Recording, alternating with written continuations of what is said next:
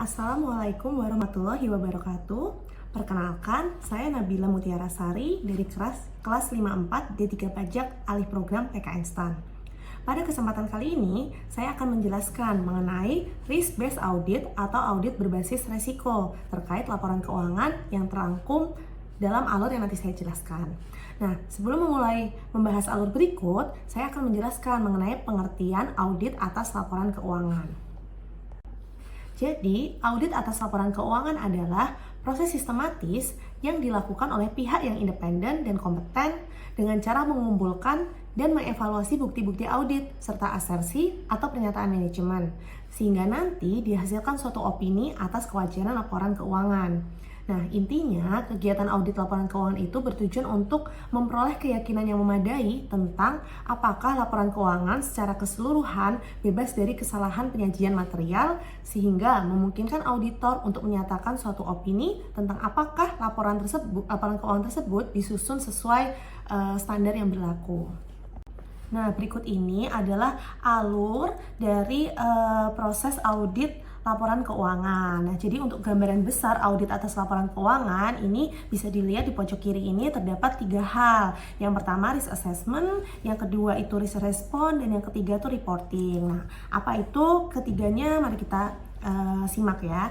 Jadi untuk risk assessment atau penilaian risiko itu adalah kegiatan identifikasi, penilaian, dan analisis resiko terkait dengan entitas atau kegiatan bisnis yang kita sebut itu sebagai kliennya. Jadi tujuan dari risk assessment itu apa sih? Yang pertama, itu untuk memahami lingkungan bisnis dari kliennya. Yang kedua, kita bisa mengidentifikasi potensi resiko yang dapat mempengaruhi kegiatan ataupun tujuan audit. Dan yang ketiga, itu bisa dijadikan dasar untuk merencanakan audit program yang sesuai. Nah, setelah risk assessment atau penilaian resiko itu selesai, kita lanjut ke risk response. Risk response itu adalah kayak strategi atau tindakan yang dilakukan berdasarkan identifikasi dari risk assessment tadi. Nah, tujuannya adalah untuk menindaklanjuti resiko yang sudah diidentifikasi, mencakup prosedur-prosedur audit. Nah, antara lain apa saja? Yang pertama, itu menentukan program audit yang sesuai. Yang kedua, melakukan pengujian pengendalian atau control test dan juga pengujian substantif atau substantif test.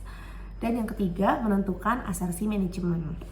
Nah, setelah melaksanakan risk response, auditor selaku pihak yang melakukan audit tersebut akan melaporkan hasil kegiatan tadi ke dalam proses reporting, yaitu proses ketiga. Nah, proses reporting itu apa sih? Yaitu kegiatan penyampaian hasil audit kepada pihak-pihak yang berkepentingan. Contohnya, ya klien itu sendiri, dewan direksi, pemegang saham, maupun pihak lain. Nah, kegiatan ini dilakukan setelah auditor melaksanakan kegiatan audit atas temuan, konfirmasi, dan mendapatkan suatu kesimpulan maupun opini atas hasil audit tadi. Nah, auditor menyampaikan hasil ini dalam bentuk laporan audit atas keandalan laporan keuangannya. Nah, setelah membahas mengenai gambaran besar proses audit, kita mulai membahas framework yang pertama, yaitu risk assessment. Jadi dalam gambar berikut, terdapat 3 kategori resiko, yaitu ada inherent risk, ada control risk, dan juga detection risk. Nah, kita mulai saja ya dari inherent risk. Jadi inherent risk itu adalah resiko yang melekat pada entitas, atau bahasa lainnya itu adalah resiko bawaan yang dimiliki entitas tanpa memperhatikan pengendalian internalnya. Jadi inherent risk yang kita sebut IR aja ya, itu menggambarkan tingkat kemungkinan terjadinya kesalahan material dalam laporan keuangan atau potensi ketidakpatuhan terhadap aturan akibat sifat entitas itu sendiri. Jadi memang risiko bawaannya.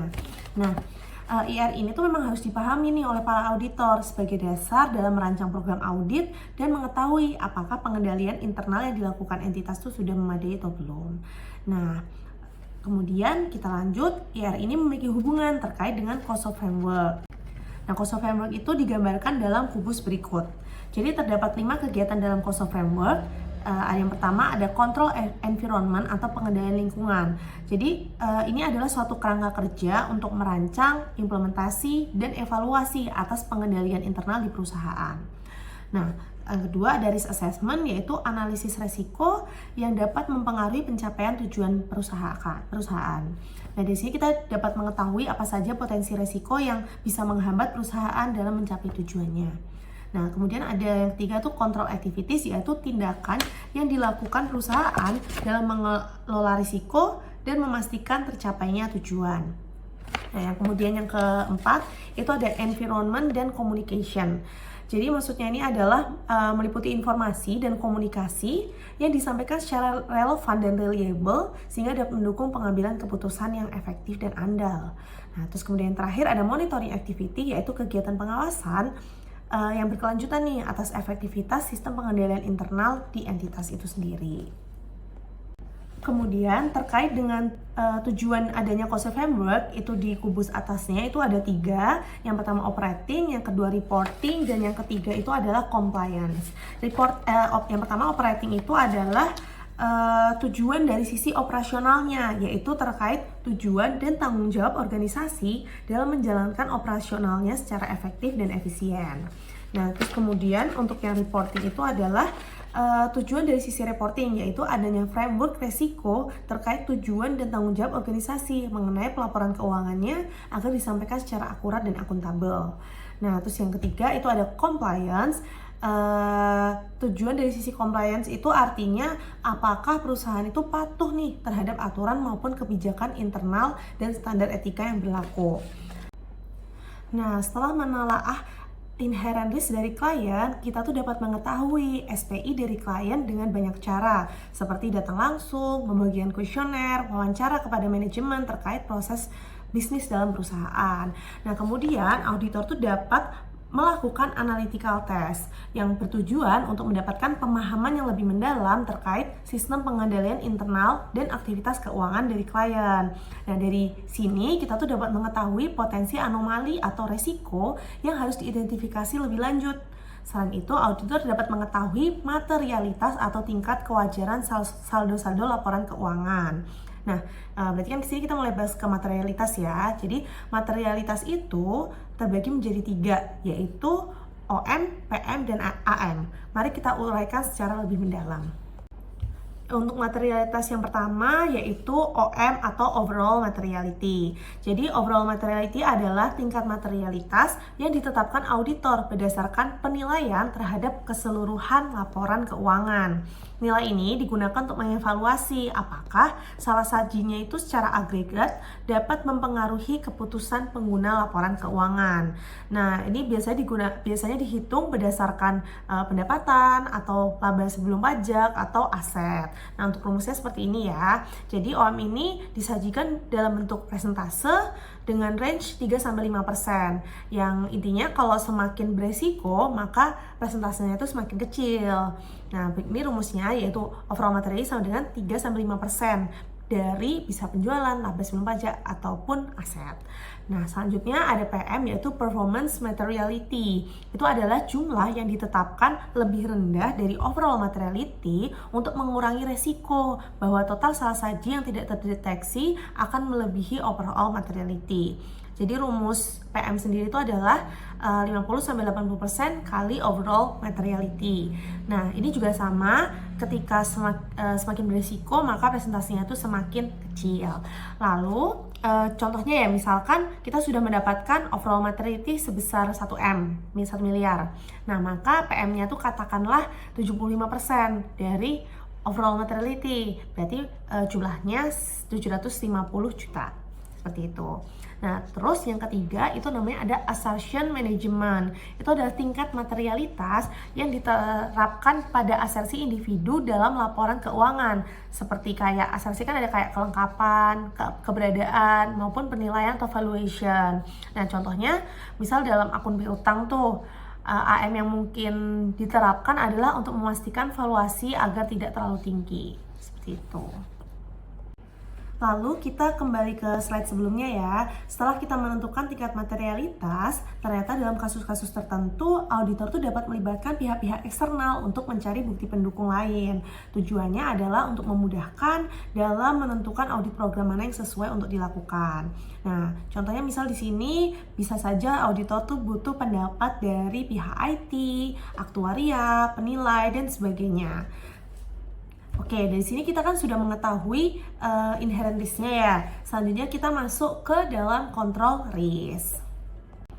Control risk atau resiko yang tidak bisa dikontrol ini tuh mengacu kepada adanya suatu kelemahan dalam sistem pengendalian internal klien, yang mana kelemahan ini memang tidak bisa mencegah adanya kesalahan penyajian material, atau bisa kita gambarkan itu sebagai tingkat risiko bahwa pengendalian internal tuh tidak berfungsi secara efektif.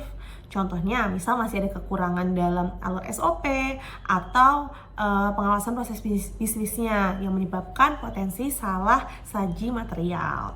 Nah, dari credit risk, auditor itu kan dapat merancang audit program yang sesuai nih berdasarkan resiko-resiko yang telah diidentifikasi. Nah, kemudian selain dari resiko, audit program itu juga didukung dari kesalahan-kesalahan yang memang biasa muncul dalam aktivitas sehari-hari. Nah, ini terangkum di dalam kotak what can go wrong in business process. Jadi kotak yang pertama, what can go wrong in business process itu adalah kesalahan yang biasanya terjadi dalam beberapa siklus, misal siklus revenue and collection terkait penjualan dan piutang, siklus purchase dan payment terkait pembelian dan pembayaran atau kas perusahaan. Terus kemudian juga ada siklus terkait pegawai, misalkan sehubungan dengan payroll atau gaji dan juga SDM atau HR, dan juga sekaligus ada transaksi-transaksi spesifik lainnya. Nah, setelah ditemukan adanya kesalahan dalam siklus atau aktivitas klien dan risiko-resiko, maka auditor itu dapat mengomunikasikan hal tersebut kepada TCWG atau those charged with governance. Artinya adalah pihak yang memiliki kepentingan dan bertanggung jawab nih untuk pengambilan keputusan dan kebijakan strategis perusahaan. Nah, di mana dalam hal ini contohnya adalah misal direksi atau komite audit. Jadi pertemuan antara TCWG dengan auditor tadi akan menghasilkan suatu catatan resmi yang disebut dengan notulen TCWG. Nah, setelah itu dari kesalahan yang ditemukan, kita dapat melakukan yang namanya review internal. Jadi review internal itu adalah evaluasi yang dilakukan oleh tim audit internal organisasi. Nah, yang bertujuan untuk apa sih review internal ini tadi? Pertama, memperbaiki kekurangan atau potensi kesalahan sebelum diperiksa oleh auditor eksternal. Dan yang kedua, itu meninjau efektivitas, efisiensi, serta kepatuhan kebijakan prosedur dalam entitasnya itu sendiri. Nah, setelah itu dapat dilanjutkan dengan review eksternal. Review eksternal itu dilakukan oleh auditor eksternal yang independen. Dalam hal ini adalah KAP, Kantor Akuntan Publik, yang tujuannya adalah untuk mengevaluasi laporan keuangan dan memberikan opini atas kewajaran laporan keuangan. Output dari 3 hal ini akan menghasilkan audit program. Dalam audit program terdapat 2 pengujian yang harus dilakukan, yaitu pengujian pengendalian atau control test dan pengujian substantif atau substantif test. Nah, terkait dengan substantif test itu dibagi menjadi 3, yaitu test of transaction atau TOT kita singkat, test of detail balance atau TODB, dan analytical test. Nah, kita bahas masing-masing ya. Jadi terkait dengan control test itu tujuannya untuk memastikan bahwa pengendalian internal sudah berfungsi sebagaimana mestinya. Artinya, untuk mengetahui apakah manajemen perusahaan sudah melakukan pengendalian secara memadai atau dapat diandalkan, sehingga mencegah adanya kesalahan dalam laporan keuangan. Kemudian, biasanya control test itu kan memang dilaksanakan bersamaan dengan substantif test berupa test of transaction. Ini adalah suatu pengujian atau evaluasi kebenaran dan kewajaran dari transaksi yang terjadi pada periode tertentu. Sehingga dari sini dapat memberikan suatu keyakinan bahwa transaksi yang dilakukan entitas atas akun-akun dalam laporan keuangan sudah dicatat dengan benar. Nah, untuk selanjutnya itu kan ada berupa analytical test dan test of detail balance.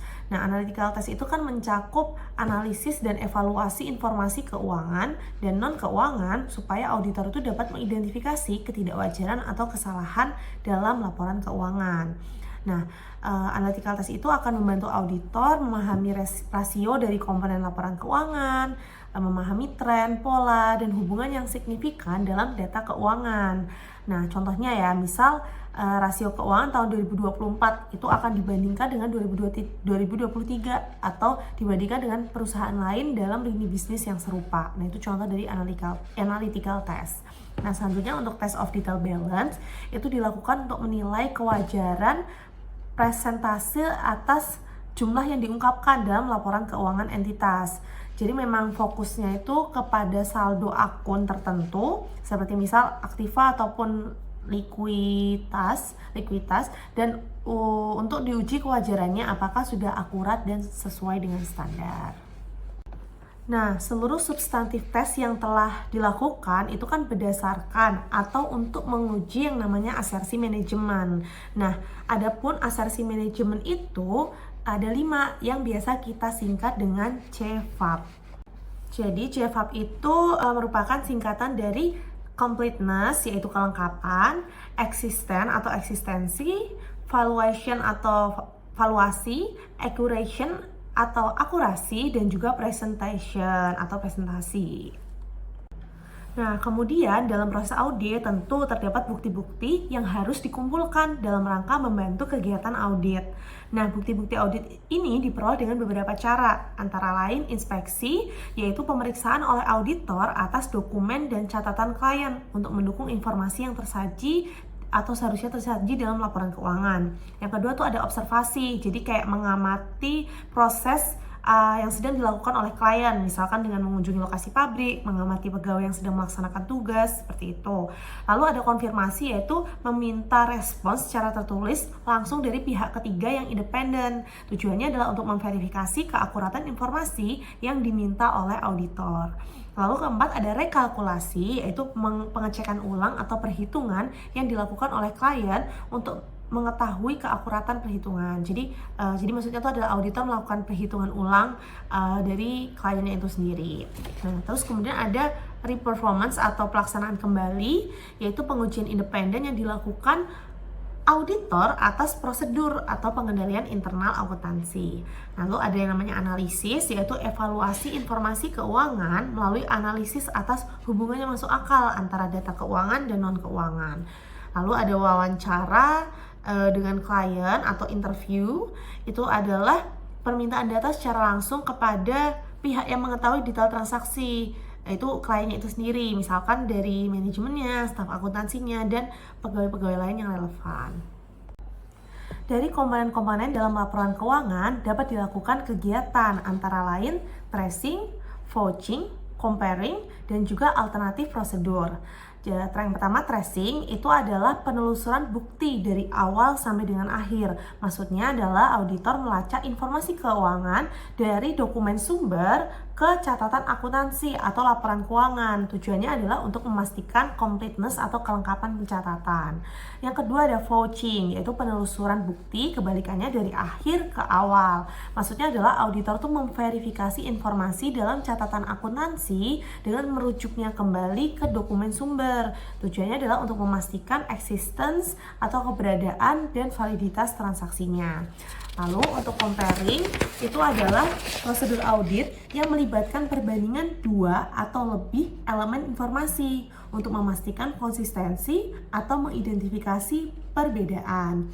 Lalu untuk alternatif prosedur adalah prosedur audit yang dilakukan auditor sebagai pengganti prosedur audit utama ketika misal bukti audit yang diinginkan tuh nggak tersedia atau nggak bisa diperoleh. Nah, jadi nanti akan menggunakan ibaratnya bukti lain sebagai penggantinya. Sebelum membuat laporan audit atas laporan keuangan klien, auditor tuh kan harus mempertimbangkan beberapa istilah atau konsep dalam audit.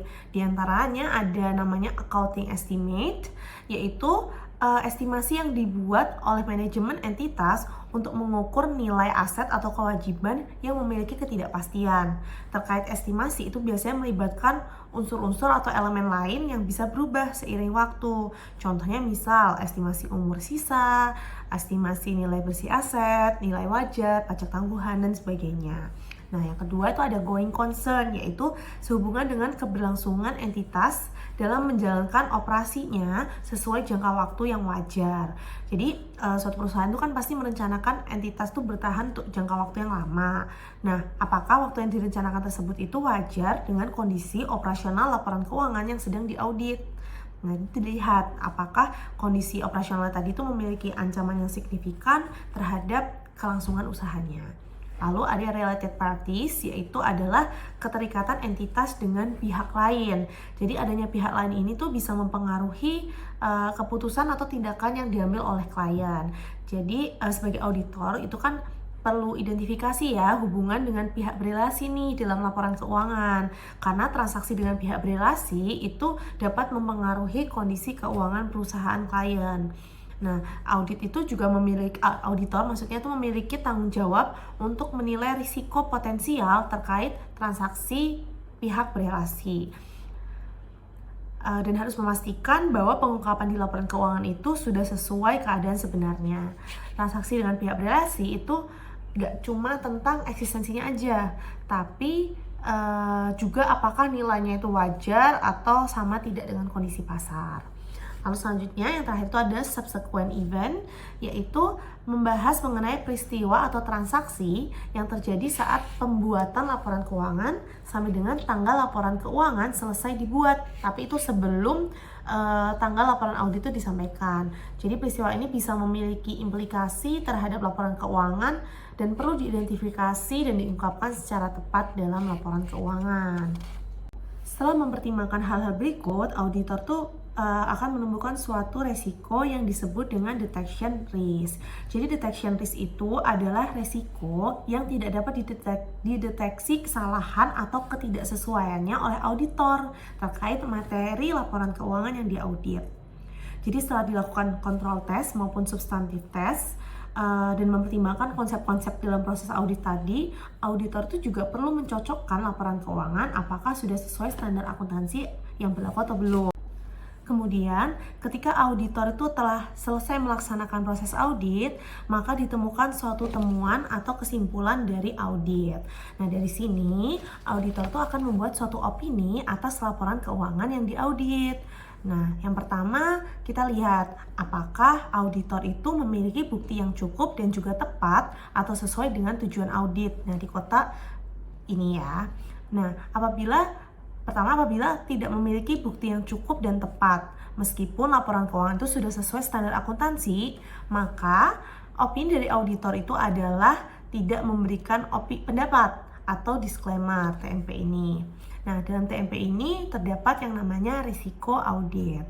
Nah, selanjutnya apabila ternyata auditor itu memiliki bukti yang cukup dan tepat, maka setelah ini dilihat apakah tingkat error atau koreksi temuan melebihi performance materiality-nya.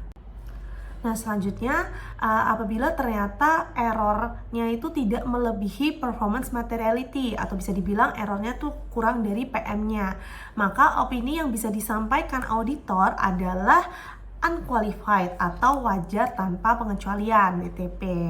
Nah, namun apabila errornya itu ternyata melebihi performance materiality-nya, maka kita perlu lihat dari beberapa komponen lagi. Misalnya, apakah error yang sudah diinformasikan kepada klien itu dilakukan adjustment atau tidak? Nah, misal nih, jika kliennya itu melakukan adjustment untuk menyesuaikan koreksi-koreksi yang ditemukan oleh auditor, maka opininya itu akan wajar tanpa pengecualian atau unqualified. Tapi sebaliknya, jika klien itu nggak melakukan adjustment atau penyesuaian atas error yang telah diinformasikan, maka opininya itu adalah qualified atau wajar dengan pengecualian. Nah, selanjutnya terkait dengan error yang melebihi performance materiality, itu juga perlu ditinjau lagi nih, apakah memiliki pervasive error. Jadi maksud dari pervasive error itu adalah suatu salah saji atau kekurangan informasi yang memiliki dampak sangat luas atau signifikan terhadap laporan keuangan secara keseluruhan. Nah, misal dari sini diketahui bahwa errornya ini tidak pervasif atau tidak signifikan, maka ya dilanjutkan ke proses adjustment lagi. Apakah klien melakukan adjustment atau tidak, nanti baru sini dihasilkan opini seperti tadi. Kalau mau melakukan adjustment itu WTP, kalau tidak mau ya WDP. Nah, sedangkan apabila ternyata errornya yang ditemukan itu pervasif atau signifikan banget nih, dan juga dikatakan misal nggak ada feedback yang baik lah dari klien dalam memperbaiki error, maka opini dari auditor itu adalah adverse atau TW, tidak wajar. Kemudian dalam menjalankan proses audit, seorang auditor itu kan harus berpegang kepada suatu kode etik yang disebut dengan Kode Etik Profesi Akuntan Publik atau biasa kita singkat dengan KEPAP. Nah, isinya apa aja sih Kode Etik Profesi Akuntan Publik tadi? Yang pertama integritas, yaitu jujur dalam bertindak. Yang kedua objektivitas, artinya akuntan tuh nggak boleh melakukan aktivitas profesional jika keadaan atau hubungannya itu terlalu mempengaruhi pertimbangan profesionalnya kelak. Terus yang kemudian yang ketiga adalah kompetensi dan kehati-hatian profesional. Artinya dalam memberikan jasa kepada klien itu didasarkan pada kompetensi profesional.